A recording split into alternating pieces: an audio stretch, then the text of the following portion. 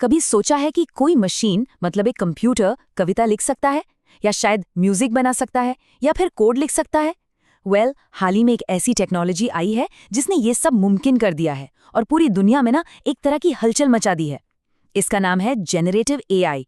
और ये सिर्फ कोई नया टेक्निकल टर्म नहीं है, ये हमारे आने वाले कल को, हमारे फ्यूचर को शेप दे रहा है। तो आज हम इसी कमाल की टेक्नोलॉजी के पीछे की दुनिया को समझने की कोशिश करेंगे। चलिए शुरू करते हैं। 100 मिलियन, ये कोई छोटा मोटा नंबर नहीं है।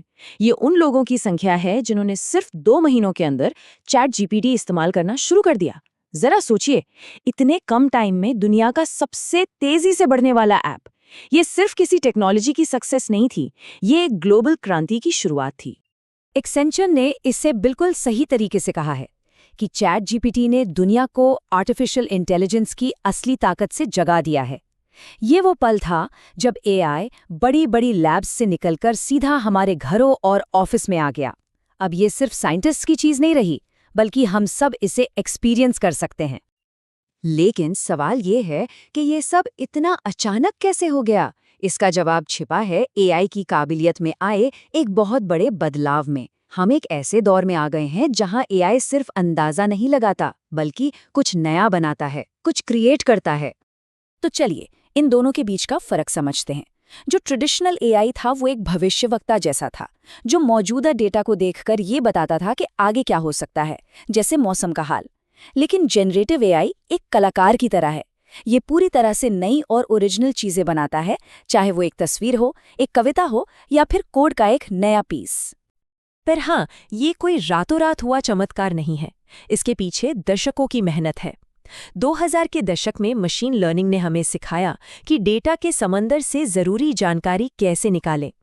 फिर 2010 के दशक में डीप लर्निंग ने मशीनों को हमारी दुनिया को देखने और सुनने की ताकत दी। और अब 2020 का दशक भाषा का है, जहां जेनरेटिव एआई हमें मशीनों से बात करने का एक बिल्कुल नया तरीका दे रहा है। तो असल में ये जेनरेटिव एआई है क्या?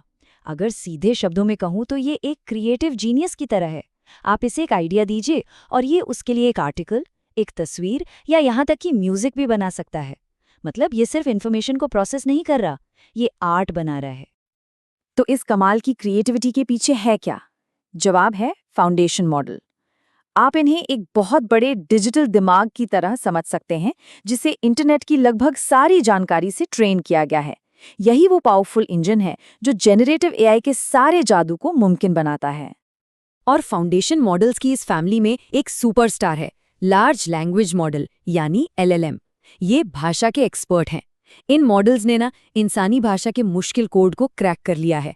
इसी वजह से चैट जीपीटी जैसी मशीनें सिर्फ हमारे शब्द नहीं समझती, बल्कि उनके पीछे का मतलब और इमोशन भी समझती हैं। इस पूरी क्रांति में एक बहुत बड़ा मोड़ आया साल 2017 में, जब ट्रांसफॉर्मर आर्किटेक्चर का आविष्कार हुआ। इसे आप एआई के लिए एक जादुई चश्मे की तरह समझ सकते हैं, जिसने उसे किसी भी वाक्य में शब्दों के बीच के रिश्ते को समझने की एक गजब की काबिलियत दी। इसी खोज ने आज के पावरफुल एलएलएम को जन्म दिया। तो ये तो हुई टेक्नोलॉजी की बात, लेकिन इसका हमारी असल दुनिया पर, हमारे काम पर क्या असर पड़ रहा है? चलिए अब देखते हैं कि ये टेक्नोलॉजी इंडस्ट्रीज को कैसे बदल रही है और हमारी जॉब्स का फ्यूचर कैसा होने वाला है। देखिए, कंपनियों के पास मोटे तौर पर 2 रास्ते हैं। एक कि वो पहले से बने बनाए एआई टूल्स का इस्तेमाल कर ले, या दूसरा कि वो इन मॉडल्स को अपने खास डेटा से ट्रेन करके अपने लिए एक सुपर स्मार्ट असिस्टेंट बना ले। और सच कहूं तो असली गेम चेंजर दूसरा रास्ता ही है। और इसका असर कितना बड़ा हो सकता है? एक्सेंचर का अनुमान है कि हमारे काम के करीब 40% घंटों पर इसका असर पड़ सकता है। सोच सकते हैं हमारे काम करने के तरीके में कितना बड़ा बदलाव आने वाला है। ये एक सुनामी की तरह है जो हर इंडस्ट्री को छुएगी। और ये बदलाव हर किसी को महसूस हो रहा है। सलाहकारों के लिए ये एक को पायलट बन गया है, लिखने वालों के लिए एक क्रिएटिव पार्टनर, और प्रोग्रामर्स के लिए तो एक सुपर प्रोडक्टिव असिस्टेंट है। ये हमारे काम करने के तरीके को जड़ से बदल रहा है। बैंकिंग से लेकर हेल्थ केयर तक, जहां भी भाषा का इस्तेमाल ज्यादा होता है, वहां इसका असर सबसे ज्यादा दिख रहा है। जिन कामों में लिखना, पढ़ना और बात करना शामिल हैं, वो सब या तो ऑटोमेट हो रहे हैं या फिर पहले से कहीं बेहतर हो रहे हैं। ये बदलाव हर सेक्टर में फील किया जा रहा है। लेकिन इतनी बड़ी पावर के साथ कुछ बड़े सवाल भी तो आते हैं, है ना? हमें इस टेक्नोलॉजी के दूसरे पहलू को भी देखना होगा। क्या हम इसके जोखिमों और चुनौतियों का सामना करने के लिए तैयार हैं? ये एक ऐसा सवाल है जिसे हम नजरअंदाज नहीं कर सकते। सबसे बड़ा सवाल है इंटेलेक्चुअल प्रॉपर्टी का। मान लीजिए अगर एआई किसी आर्टिस्ट के स्टाइल को कॉपी करके एक तस्वीर बनाता है, तो उस तस्वीर का असली मालिक कौन है? कंपनियां अपनी क्रिएटिव चीजों को कैसे बचाएंगी और दूसरों के अधिकारों का उल्लंघन करने से कैसे बचेंगी?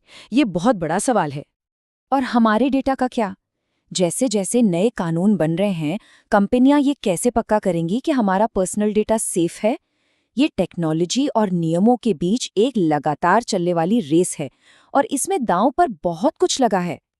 और एक बहुत ही जरूरी सवाल है बायस का, यानी भेदभाव का। अगर एआई को ऐसे डेटा पर ट्रेन किया जाए जिसमें पहले से ही भेदभाव है, तो क्या वो एआई भी भेदभाव नहीं करेगा? हम ये कैसे सुनिश्चित कर सकते हैं कि हमारे एआई टूल्स समाज में मौजूद भेदभाव को और बढ़ा ना दें? कभी कभी एआई थोड़ी अजीब हरकतें भी करता है। एक चीज होती है जिसे हैलुसिनेशन कहते हैं, जहां एआई पूरी तरह से मनगढ़ंत कहानियां या फैक्ट्स बना देता है। ये हमें याद दिलाता है कि हमें हमेशा इसकी बातों पर आंख बंद करके भरोसा नहीं करना चाहिए और फैक्ट्स को डबल चेक करना बहुत जरूरी है। तो इन सब चुनौतियों से कैसे निपटा जाए? यहाँ एक 5 कदमों का रोड मैप है जो कंपनियों को इस नई दुनिया में सही दिशा दिखा सकता है। ये सिर्फ टेक्नोलॉजी को अपनाने के बारे में नहीं है, बल्कि एक ऐसा कल्चर बनाने के बारे में है जहां इंसान और एआई एक साथ मिलकर बेहतर काम कर सकें।